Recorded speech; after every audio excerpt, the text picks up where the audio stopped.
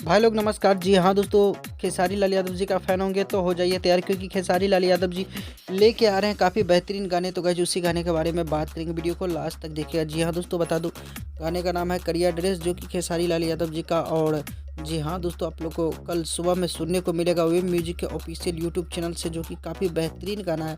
आशा और विश्वास है दोस्तों ये गाना आप लोग को काफ़ी पसंद आएगा। डायरेक्ट वीडियो फॉर्मेट में ये गाना रिलीज हो रहा है और फरिश्ता मूवी का ये भोजपुरी सॉन्ग है, जो कि आप लोग देखेंगे तो काफ़ी मज़ा आएगा। तो ऐसा ही अपडेट पाना चाहते हैं तो चैनल को सब्सक्राइब करके रखिए, क्योंकि खेसारी लाल यादव जी से जुड़े खबर सबसे पहले देखने को मिलता है हमारे यूट्यूब चैनल के माध्यम से। तो आज का वीडियो में गाइस इतना ही था। मिलते हैं फिर से एक नेक्स्ट वीडियो के साथ, तब तक के लिए अपना ख्याल रखिएगा और आप लोग देखते रहिएगा Bhojpuri chip official YouTube channel, क्योंकि खेसारी लाल यादव जी के अपडेट से जुड़े हर खबर सबसे पहले देखने को मिलता है। धन्यवाद दोस्तों।